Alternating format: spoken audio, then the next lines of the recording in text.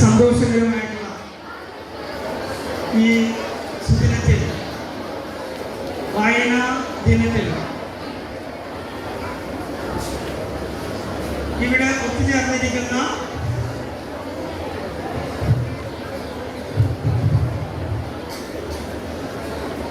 എല്ലാ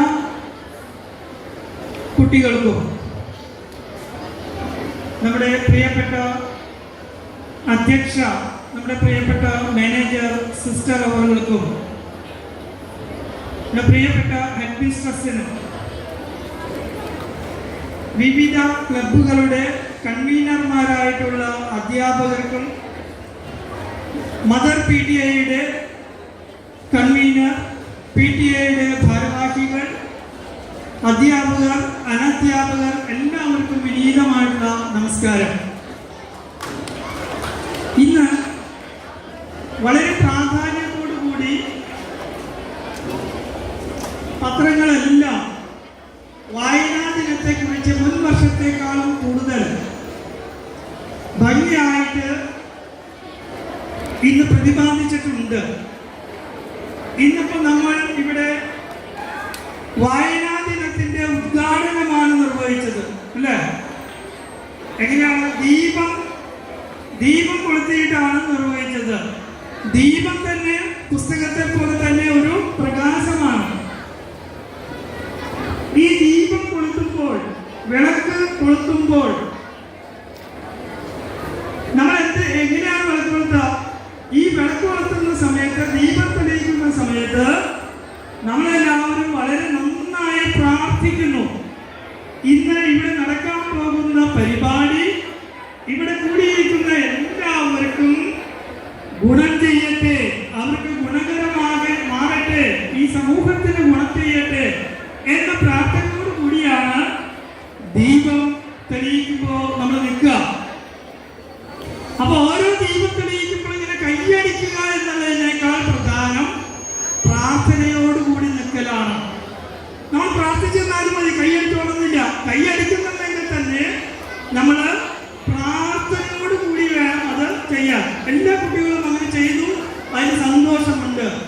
എന്തായാലും ആ ഐശ്വര്യം ഈ വർഷം മുഴുവൻ പുസ്തകമെന്ന വെളിച്ചത്തിന്റെ ഐശ്വര്യം ഇവിടെയുള്ള എല്ലാ അധ്യാപകർക്കും വിദ്യാർത്ഥികൾക്കും എല്ലാവർക്കും ലഭിക്കട്ടെ എന്ന് വിനീതമായി പ്രാർത്ഥിക്കുകയാണ്.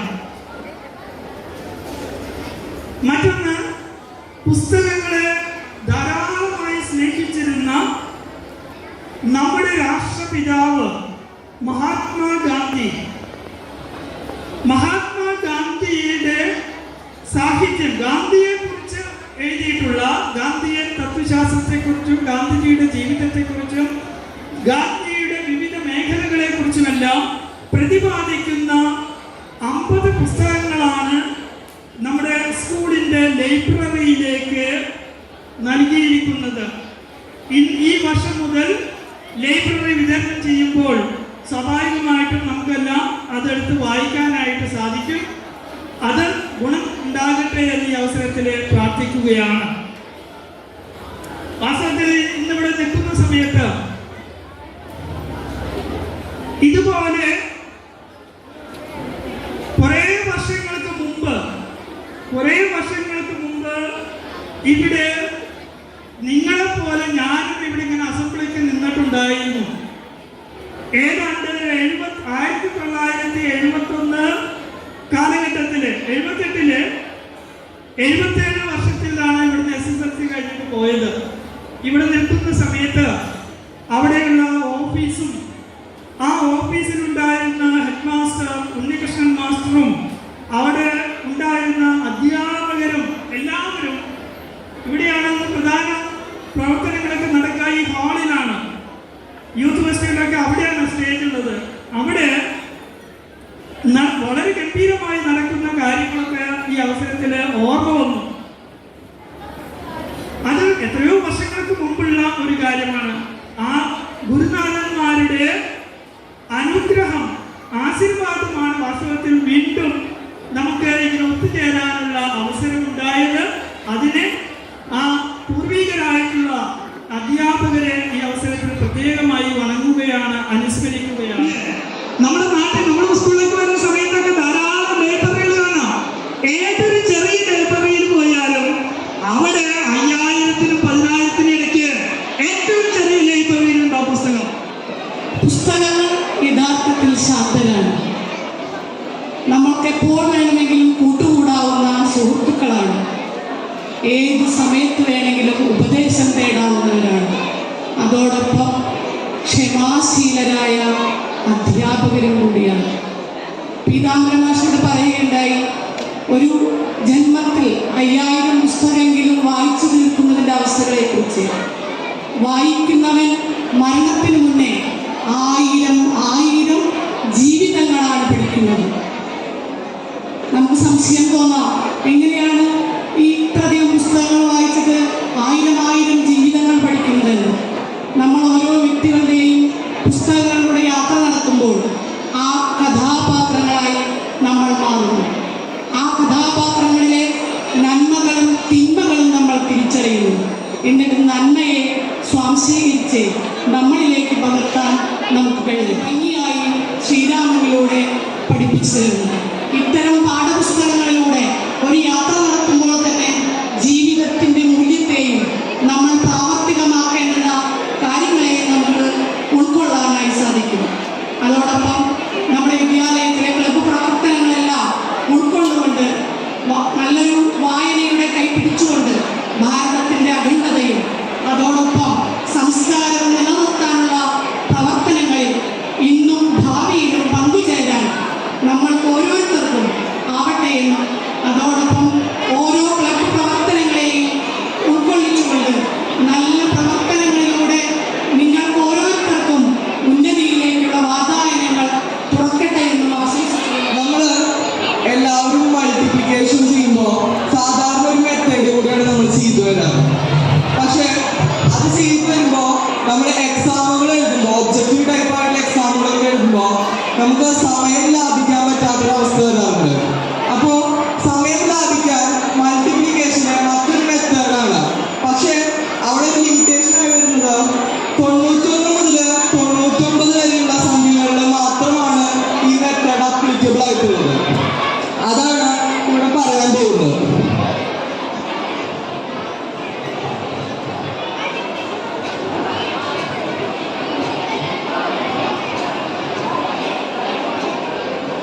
നമുക്ക് നോക്കാം.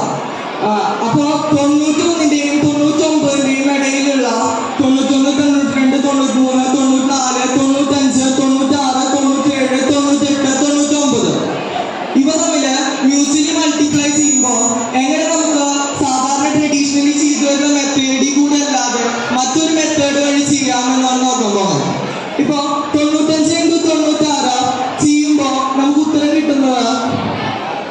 9120 അപ്പോ ഞാൻ ഇനി പറയാം മറ്റൊരു മെത്തേഡ് എങ്ങനെയാണ്, അതുകൊണ്ട് നമുക്ക് ഉത്തരം കിട്ടുന്നുണ്ടോ എന്ന് നോക്കാം.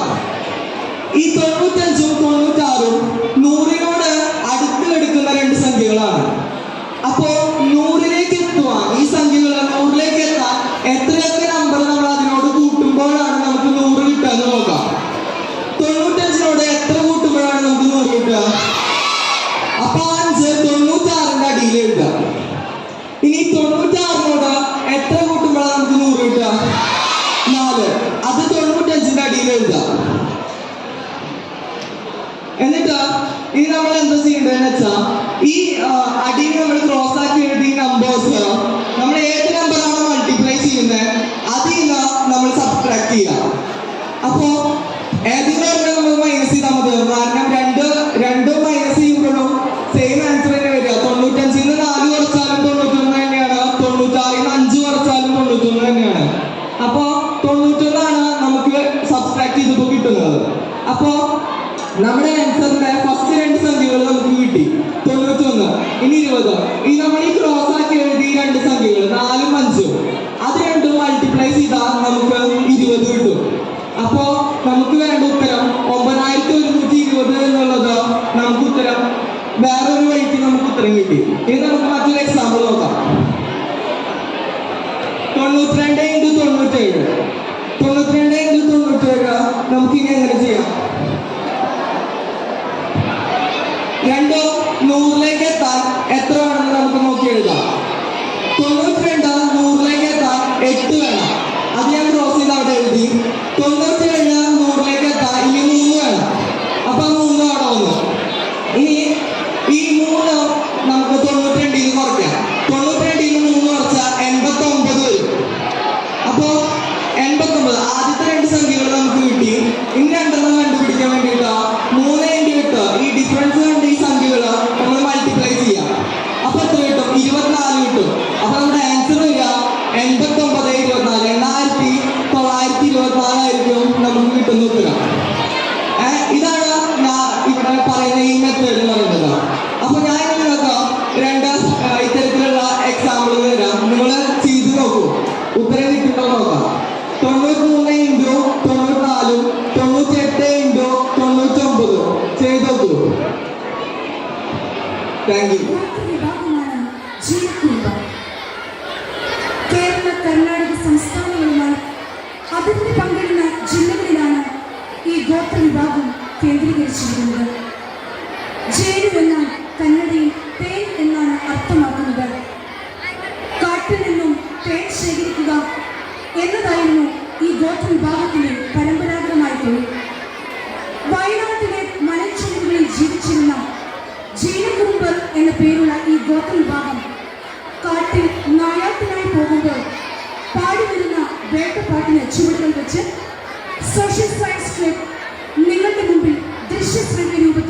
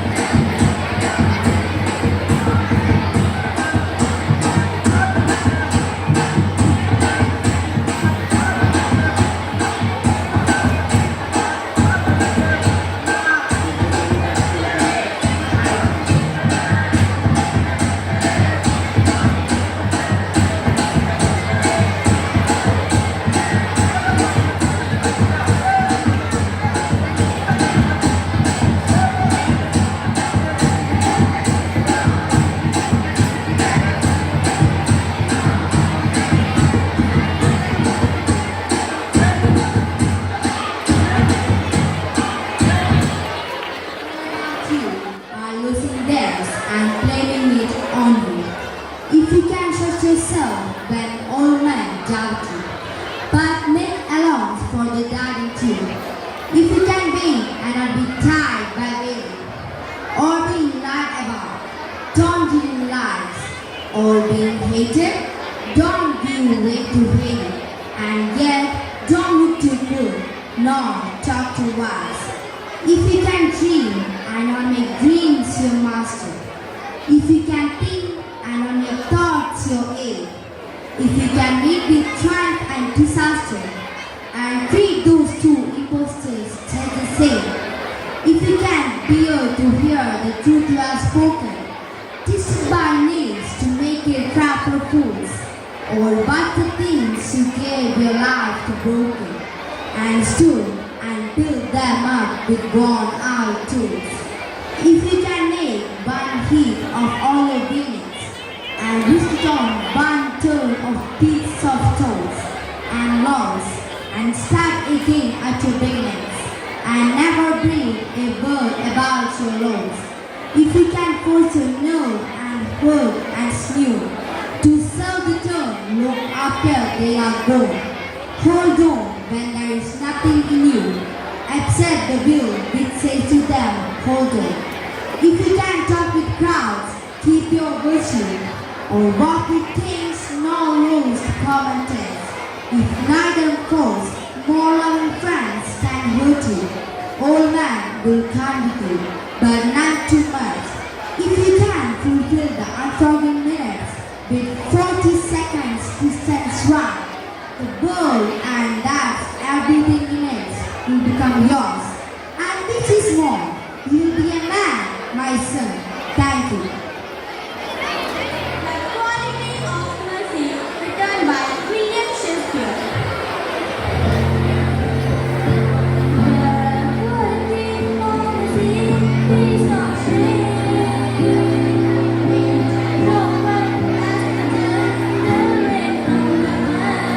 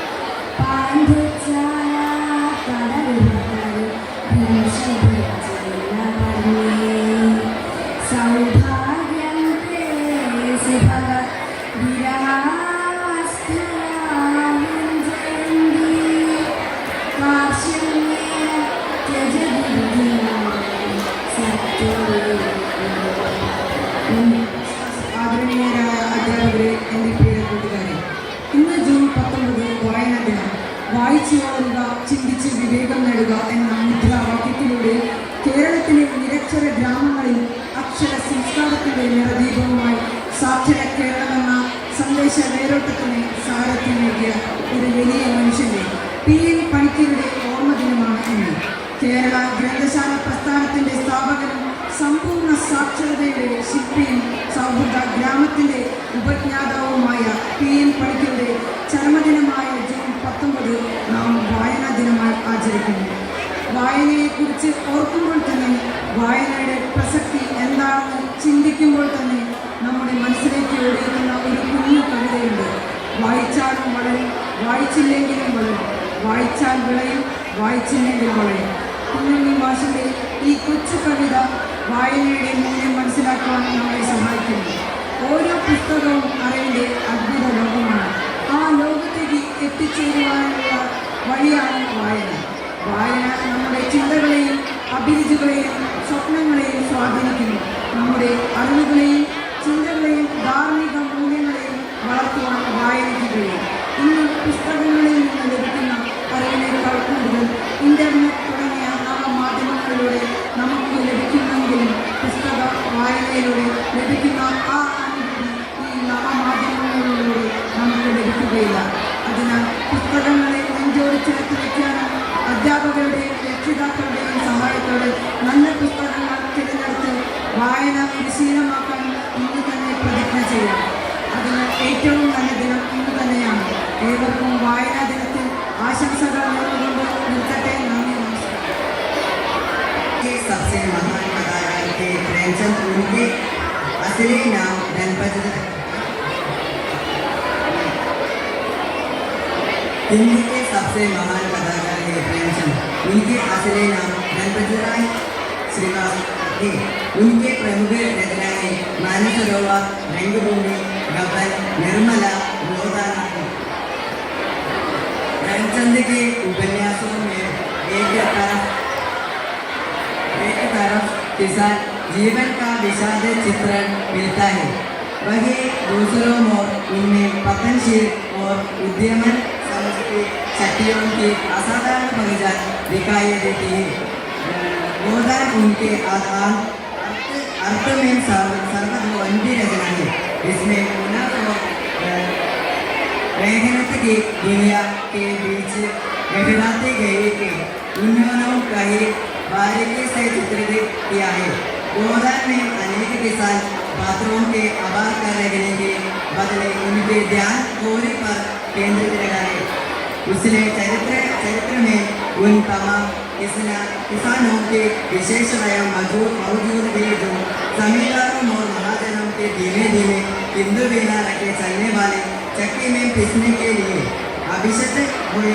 बार पढ़ने के बाद भी इस रचना की तस्वीर कदम नहीं रोकती, लेकिन इसकी महान Written by William Shakespeare.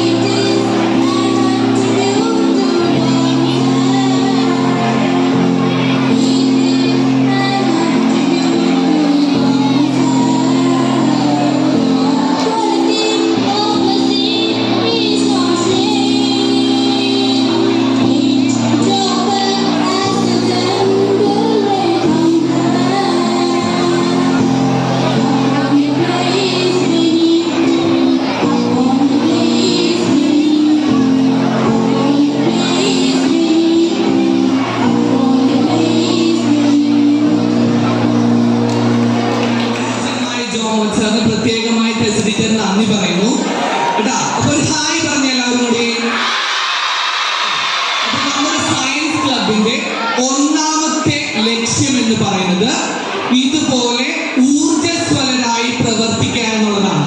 ഒന്നാമത്തെ ലക്ഷ്യം എന്താണ്? ഊർജ്ജസ്വലരായി പ്രവർത്തിക്കുക. ഇനി ഒരു കാര്യം കൂടി മാഷ് പറയുന്നുള്ളൂ, കാരണം സംസാരിക്കരുത് അധികം എന്ന് പറഞ്ഞിട്ടുണ്ട്. കുട്ടികളുടെ ഊർജ്ജമൊക്കെ ഇനി അധികം കൂടിപ്പോയി കഴിഞ്ഞിട്ടുണ്ടെങ്കിൽ നമ്മുടെ ആ ഊർജ്ജം താങ്ങാനുള്ള ശേഷി നമ്മുടെ ആംപ്ലിഫയറിന് ഇല്ല എന്നാണ് പറഞ്ഞത്. അതുകൊണ്ട് നമ്മൾ ഒരു കാര്യം കൂടി മാഷ് പറയാണ്, നമ്മൾക്ക് എല്ലാവർക്കും കുറെ ആഗ്രഹങ്ങളുണ്ട്. നിങ്ങളുടെ 2 ആഗ്രഹങ്ങൾ മാഷ് എന്ന് പറയണം, ഒന്ന് ശ്രദ്ധിച്ചേക്കുക, ഇതാണോ എന്ന് നോക്കിയാൽ മതി. ഒന്നാമത്തെ ആഗ്രഹം, നല്ല മഴ പെയ്തിട്ട് കളക്ടർ നാളെ അവധി പ്രഖ്യാപിക്കണം. ശരിയാണോ? ഇനി രണ്ടാമത്തെ ആഗ്രഹം, മഴ പെയ്തില്ല, നമുക്ക് ക്ലാസ്സിലേക്ക് വരേണ്ടി വന്നു. അപ്പൊ വേറൊരു ആഗ്രഹമുണ്ട്, 1ാമത്തെ പീരീഡ് മുതൽ 7ാമത്തെ പീരീഡ് വരെ PT പീരീഡ് ആയിരിക്കണം അല്ലേ? ഈ 2 കാര്യങ്ങളാണ് നമ്മുടെ എല്ലാവരുടെ. അതുപോലെ ഞങ്ങൾക്ക് ഒരാഗ്രഹമുണ്ട്. ഞങ്ങൾക്ക് എന്ന് വെച്ചാൽ ഞങ്ങൾ ഈ അധ്യാപകർക്ക് അനധ്യാപകർക്കൊക്കെ നിങ്ങൾക്കും ഈ ആഗ്രഹം വരും. ഇപ്പൊ നിങ്ങൾക്ക് ഈ ആഗ്രഹം ഉണ്ടാവില്ല. ഞങ്ങളുടെ എല്ലാവരുടെ ആഗ്രഹം എന്താണെന്ന് വെച്ച് കഴിഞ്ഞിട്ടുണ്ടെങ്കിൽ ഞങ്ങൾക്കാർക്കും പ്രായമാകരുത്, വയസ്സാകരുത്. അപ്പൊ നിങ്ങൾ ഇപ്പൊ തന്നെ ചിന്തിച്ചിരിക്കുന്നുണ്ടാവും, വയസ്സിനായിട്ട് ജോമോൻ സാർ അവിടെ നിന്നിട്ടാണ് ഈ പറയണത് പ്രായമാകരുത് അല്ലേ? അപ്പൊ നമുക്ക് പ്രായമാകരുതെന്ന് ഞങ്ങൾക്കൊക്കെ ഭയങ്കര ആഗ്രഹമുണ്ട്. നിങ്ങളുടെ ഈ പ്രായത്തിലേക്ക് വരാനാണ് ഞങ്ങൾ ആഗ്രഹിക്കുന്നത്.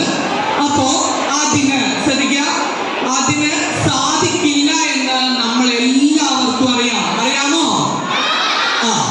എന്നാൽ സയൻസിൽ അത് സാധ്യമാണ് എന്നാണ് പറഞ്ഞത്. ശ്രദ്ധിച്ചു കേൾക്കുക. നിങ്ങൾക്കിനി ഈ കാര്യം എപ്പോഴെങ്കിലും നിങ്ങൾക്ക് പ്രായമാകുമ്പോൾ ഇത് ചെയ്താൽ നിങ്ങൾക്ക് ഒരിക്കലും വയസ്സാകില്ല. ഞാൻ പഠിപ്പിക്കുന്നതോ എന്റെ പ്രിയപ്പെട്ട സഹപ്രവർത്തകർ പഠിപ്പിക്കുന്ന ശാസ്ത്ര അധ്യാപകർ പഠിപ്പിക്കേണ്ടത് സത്യമാണ്. അതുകൊണ്ട് സത്യമായിട്ടുള്ള ഒരു കാര്യം തന്നെയാണ് മാഷ് പറയുന്നത്. വയസ്സാകാതിരിക്കാനായി, പ്രായമാകാതിരിക്കാനായി, മുടി നരയ്ക്കാതിരിക്കാനായിട്ട്, തൊലി ചുള്ളിയാതിരിക്കാനായി സയൻസിൽ ഒരു ടെക്നിക് ഉണ്ട്. വേറൊന്നുമല്ല, ശ്രദ്ധിച്ച് കേൾക്കുക.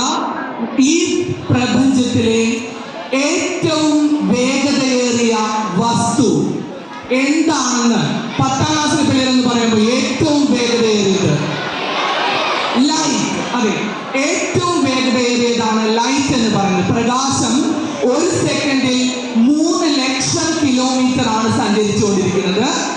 പ്രകാശത്തിന്റെ ഒപ്പം നമ്മൾ സഞ്ചരിക്കുകയാണെങ്കിൽ നമുക്കൊരിക്കലും വയസ്സാകില്ല എന്നാണ് പറയുന്നത്. സയൻസിൽ പറയുന്ന ഒരു തിയറിയാണ്, if you travel with the speed of light you will never be old. ഒരിക്കലും വയസ്സാകില്ല. ഇത് അപ്പോ സയൻസിൽ നമ്മൾ പറയുന്നത് അസാധ്യമായ കാര്യങ്ങളെ സാധ്യമാക്കാനായിട്ട് നമ്മൾ ശ്രമിക്കുന്നു. ഇതാണ് 2ാമത്തെ സയൻസ് ക്ലബിന്റെ ലക്ഷ്യം. അപ്പോ ഞാൻ ഇത്രയും പറഞ്ഞിട്ട് അവസാനിപ്പിക്കുകയാണ്. ഞാൻ കൂടുതൽ പറഞ്ഞ് ബോറടിപ്പിക്കുന്നില്ല. ഈ സാർ ഇപ്പൊ കുറെ നേരം പറഞ്ഞു അസാധ്യമായത് സാധിക്കാനായിട്ട് സയൻസ് ശ്രമിക്കുന്നുണ്ടെന്ന്. 1-2 ചെറിയ അസാധ്യമായ കാര്യങ്ങൾ ഇവിടെ നമുക്കൊന്ന് നടത്തി നോക്കാം. എല്ലാവരും ബോറടിച്ചിരിക്കല്ലേ കുറെ കാര്യങ്ങളൊക്കെ കേട്ടിട്ട്? അപ്പൊ നമുക്ക് 1-2 വളരെ അസാധ്യമാണെന്ന് തോന്നുന്ന 1-2 ചെറിയ കാര്യങ്ങൾ ഞങ്ങൾ ഇവിടെ ജസ്റ്റ് കാണിച്ചു തരും. എന്നിട്ട് അതിൻ്റെ പിറകിലുള്ള സയൻസ് ആലോചിച്ച് കണ്ടുപിടിക്കുക. ചിലപ്പോൾ അത് നിങ്ങൾ പഠിച്ചിട്ടുള്ളതായിരിക്കും, ഇനി പഠിക്കാൻ പോകുന്നതായിരിക്കും. അപ്പൊ നമുക്കിനി സമയമുണ്ട്. ജസ്റ്റ് ഒന്ന് ഇവിടെ ശ്രദ്ധിച്ചിരിക്കുക. 1-2 ചെറിയ കാര്യങ്ങൾ മാത്രമാണ് നമ്മളിവിടെ കാണിക്കാൻ പോകുന്നത്.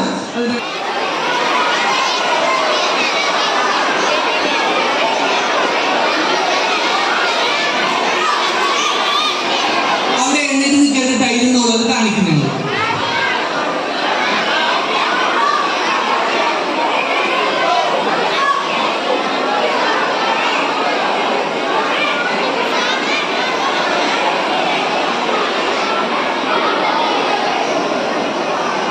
ജസ്റ്റ് വെയിറ്റ് ചെയ്തോളാം. ഒരു ഇച്ചിരി സമയം.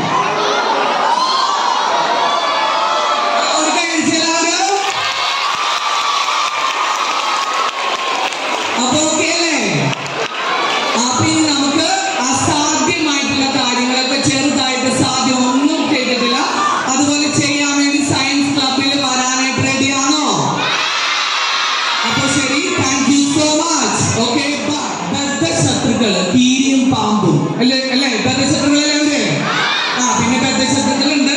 ഞങ്ങൾ കുറച്ച് പേരും നിങ്ങൾ കുറച്ച് പേരും ചിലപ്പോഴൊക്കെ അല്ലെ, ചിലപ്പോൾ മാത്രമേ ഉള്ളൂ കേട്ടോ. ക്ലാസ്സിൽ ഇരിക്കുന്ന സമയത്ത് മാത്രമേ നമ്മളൊക്കെ ചില സമയത്ത് ബദ്ധശത്രുക്കളാകുന്നുള്ളൂ. ഈ ഗേറ്റ് വിട്ട് പുറത്തു പോകുമ്പോഴും ഈ പീരീഡ് കഴിഞ്ഞ് മാറുമ്പോഴും ഞങ്ങൾക്ക് നിങ്ങൾ മക്കളാണ് അല്ല. അതൊന്നും മറക്കരുത്. ക്ലാസ്സിൽ ചില സമയത്ത് മാത്രമേ കീരിപ്പാമ്പുള്ളൂ കേട്ടോ. അതൊക്കെ എല്ലാവരും മനസ്സിലാകുന്ന ഒരു കാര്യമാണ്. അതുപോലെ ബദ്ധശത്രുക്കളാണ് വെള്ളവും തീയും. നമുക്കറിയാലോ, വെള്ളത്തിനും തീയും ബദ്ധശത്രുക്കളാണ്. തീയിലേക്ക് വെള്ളം ഒഴിച്ചാൽ തീ കെട്ടുപോകും അല്ലേ? നമുക്കറിയാം അതുപോലെ തന്നെ. അതുകൊണ്ട് ഈ തീ കൊണ്ട് കുറെ നേരം വെള്ളത്തെ ചൂടാക്കിയാൽ വെള്ളം അപ്രത്യക്ഷമാകും. അതായത് ഇവർക്ക് രണ്ടുപേർക്ക് ഒരിക്കലും ഒരുമിച്ച് നിൽക്കാൻ പറ്റില്ല എന്നാണ് നമ്മൾ പഠിച്ചിരിക്കുന്നത്. അപ്പൊ നമ്മളൊരു കാര്യം ചെയ്യാൻ പോവുകയാണ്, ശ്രമിക്കുന്നു ചെയ്യാനായിട്ട്. വെള്ളത്തിന് തീ കൊളുത്താൻ പോവുകയാണ്. നമുക്ക് ചെയ്യാൻ പറ്റുമെന്ന് നോക്കാം. വെള്ളത്തിന് തീ കൊളുത്താനായിട്ട് നമ്മൾ പോവുകയാണ്. അപ്പൊ ഞാൻ ഈ കൊണ്ടുവന്നിരിക്കുന്നത് നോക്കിയിരിക്കുക. ഈ കൊണ്ടുവന്നിരിക്കുന്നത് വെള്ളമാണ്. അല്ലെങ്കിൽ നിങ്ങൾ വിചാരിക്കും മാഷ് അവിടെ അപ്പുറത്തുനിന്ന് മണ്ണെണ്ണ എടുത്തുകൊണ്ട്, മണ്ണെണ്ണ എന്തായാലും തീ പിടിക്കും നമുക്കറിയാം അല്ലെ? അപ്പൊ മണ്ണെണ്ണയാണോ മാഷ് ഇതിനകത്ത് എടുത്തിരിക്കുന്നത്? ഒരു സംശയമൊന്നും വേണ്ട. മാഷ് ഈ കുടിച്ച് കാണിച്ചത് ഈ വെള്ളം തന്നെയാണ്. മാഷ് ഈ വെള്ളത്തിനാണ് തീ കൊടുക്കാൻ പോകുന്നത്. കുടിച്ച് കാണിച്ചു തരാം കേട്ടോ. ഓക്കെയാണോ? അപ്പൊ നമ്മൾ ഈ വെള്ളം ഇതിന്റെ മീതെ നമ്മൾ തീ കൊടുക്കാൻ പോവാണ്.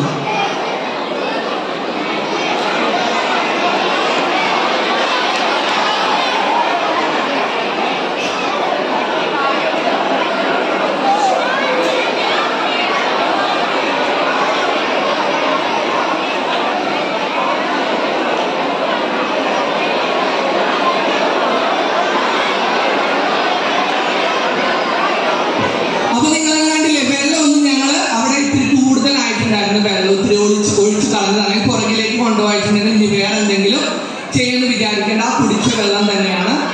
Boiling tube. ആ ഉപയോഗിച്ച സാധനത്തിന്റെ പേരാണ് ബോയിലിംഗ് ട്യൂബ്. നമ്മുടെ സാധാരണ ഗ്ലാസുമായിട്ട് വ്യത്യാസമുണ്ട്. ഹീറ്റിനെ താങ്ങാനായിട്ടുള്ള ശേഷിയുള്ള ഒരു കാര്യമായിരിക്കും. ഇനി സെൻസിറ്റീവ്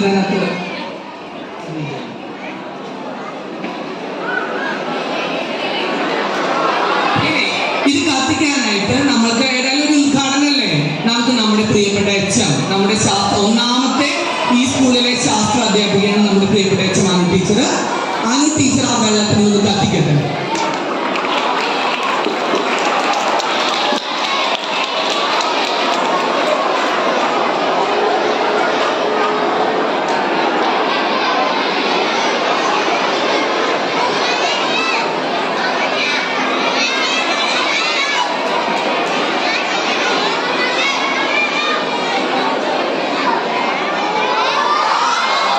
ഒരു കാര്യം എല്ലാവരും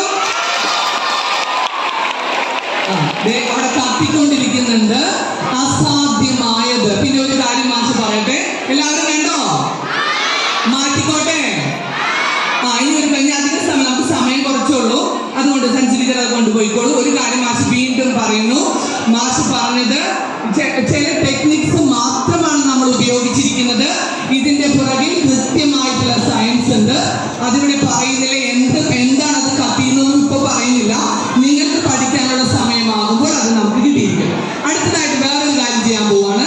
ഒരു ഉദ്ഘാടനമൊക്കെ ആകുമ്പോൾ നമുക്ക് എല്ലാവർക്കും ഒരു വെടിയും പുകയൊക്കെ വേണോ? ടൂർ പോയി കഴിയുമ്പോൾ പ്രധാനപ്പെട്ട കാര്യം മാഷ് പറഞ്ഞുതരാം. ടൂർ പോയി കഴിയുമ്പോൾ ബസ്സിൽ പുകയില്ലെങ്കിൽ അപ്പം തൊടുമ്പോ വെച്ചാൽ ശരിയാണോ? മാഷെ പുകയിടുന്നില്ല മാഷെ എന്ന് പറയും. അപ്പൊ പുക വേണം. പിന്നെയാണെങ്കിൽ നമ്മൾ തൃശ്ശൂർക്കാരാണോ? പോരാ, നമ്മൾ തൃശ്ശൂർക്കാരാണ്. തൃശ്ശൂരിന്റെ ഐഡന്റിറ്റി എന്താണ്? തൃശ്ശൂർ പൂരം ആണോ? തൃശ്ശൂർ പൂരമാണ് തൃശ്ശൂരിന്റെ ഐഡന്റിറ്റി. തൃശ്ശൂർ പൂരത്തിന്റെ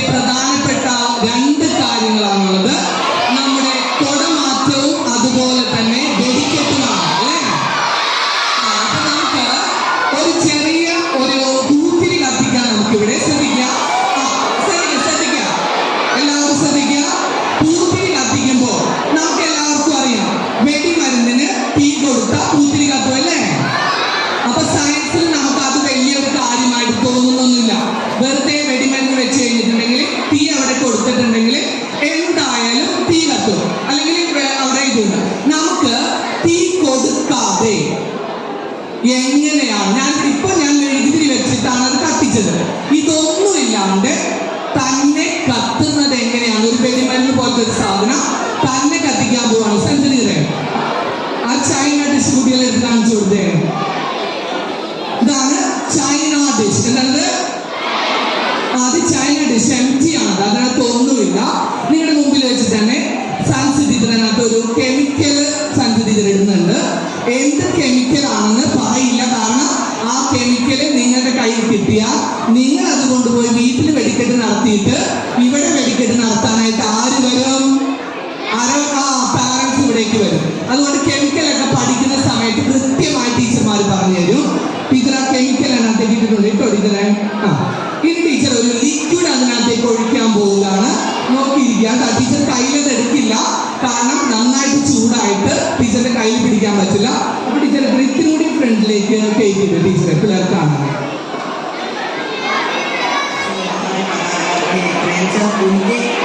असली नाम गणपति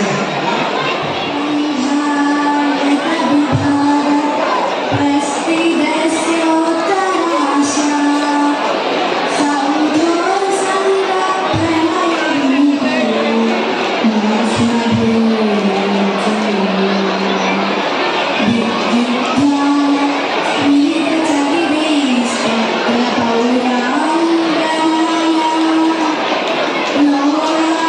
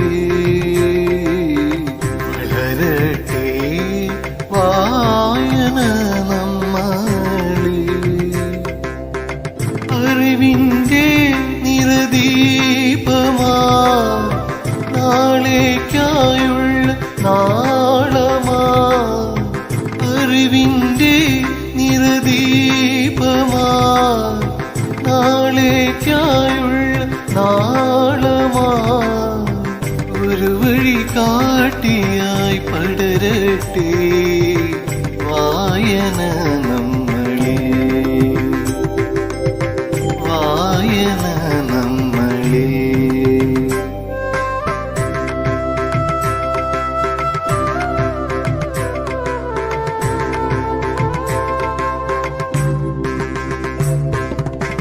നാടിൻ നന്മയ്ക്കായി ഉതകും അറിവിനായി വളരട്ടെ വായന നാടിൻ നന്മയ്ക്കായി ഉതകും അറിവിനായി വളരട്ടെ വായന